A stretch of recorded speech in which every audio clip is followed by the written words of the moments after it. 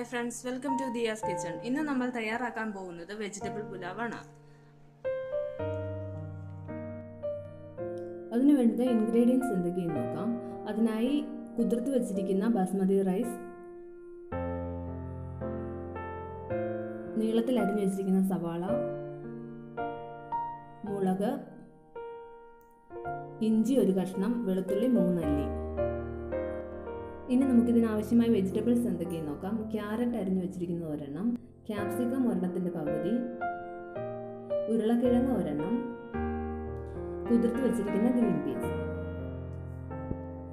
ഇനി സ്പൈസസ് എന്തൊക്കെയെന്ന് നോക്കാം. കുരുമുളക്, മഞ്ഞൾപ്പൊടി, ഉപ്പ്, പൈനാപ്പിൾ എസൻസ്, ഗ്രാമ്പൂ, കറുവാപ്പട്ട, ഏലക്ക, ജീരകം.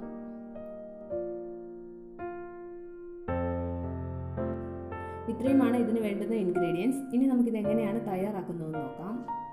ഇനി നമുക്ക് ഇതിലേക്ക് എണ്ണ ചൂടായിട്ടുണ്ട്. ഇതിലേക്ക് ഇനി എടുത്തു വെച്ചിരിക്കുന്ന സ്പൈസസ് ഇട്ട് കൊടുക്കാം.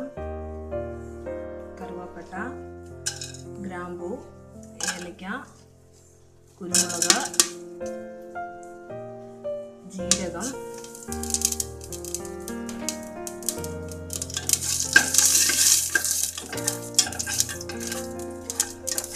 ഒന്ന് ചൂടായിട്ടുണ്ട്. ഇനി നമുക്കിതിലേക്ക് ഇഞ്ചി വെളുത്തുള്ളി എടുത്ത് വെച്ചിരിക്കുന്നത് ഞാൻ ചതച്ച് വെച്ചിട്ടുണ്ട്. ഇനി അത് ചേർത്ത് കൊടുക്കാം.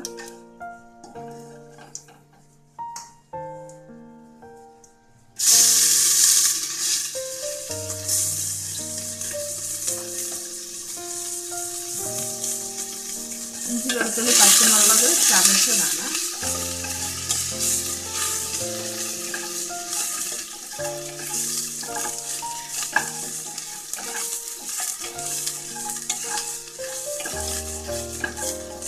ഇതിന്റെ പച്ചമണം മാറിയിട്ടുണ്ട്. ഇനി നമുക്ക് അരിഞ്ഞു വെച്ചിരിക്കുന്ന സവാള കൂടി ചേർത്ത് കൊടുക്കാം.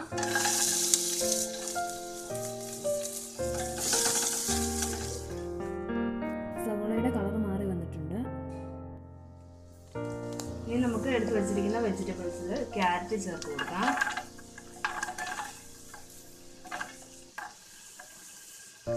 ക്യാപ്സിക്കം, കിഴങ്ങ്, ഗ്രീൻ പീസ് എന്നിവ ചേർത്ത് ഇളക്കി കൊടുക്കാം.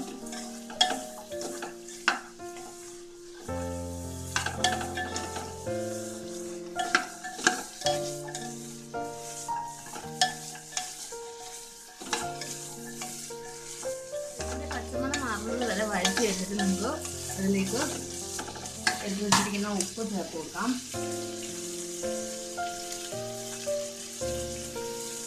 അരിക്കും ഉപ്പ് വേണ്ടതാണ്.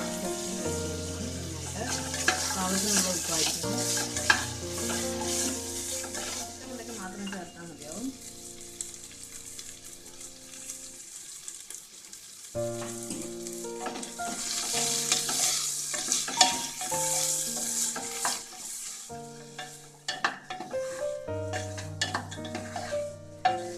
പച്ചക്കറികളെല്ലാം നന്നായി വഴഞ്ഞു വന്നിട്ടുണ്ട്. ഇനി നമുക്കിതിലേക്ക് അരി ചേർത്ത് കൊടുക്കാം.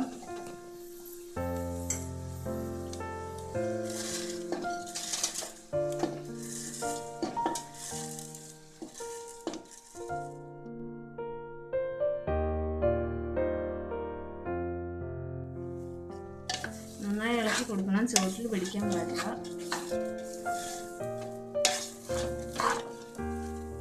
പച്ചക്കറി എല്ലാം നന്നായി വഴഞ്ഞു വന്നിട്ടുണ്ട്. ഇനി നമുക്ക് ഇതിലേക്ക് വെള്ളം ചേർത്ത് കൊടുക്കാം.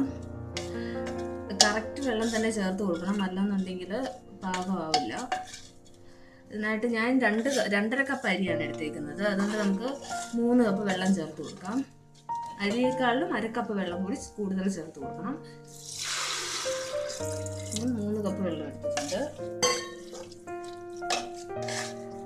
നന്നായി ഇളക്കി കൊടുക്കാം. ഇനി നമുക്കിത് അടച്ചു വെച്ച് വേവിക്കാം.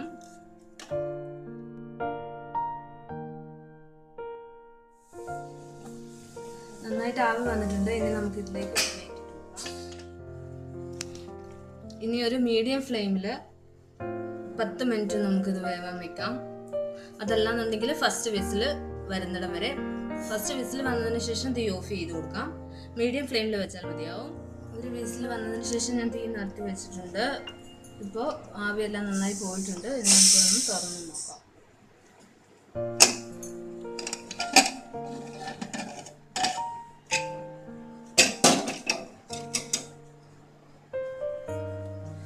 നമുക്കിത് ഇളക്കി കൊടുക്കാം. നമ്മുടെ വെജിറ്റബിൾ പുലാവ് തയ്യാറായിട്ടുണ്ട്. ഇനി നമുക്കിതൊരു സെർവിങ് ഡിഷിലേക്ക് മാറ്റാം.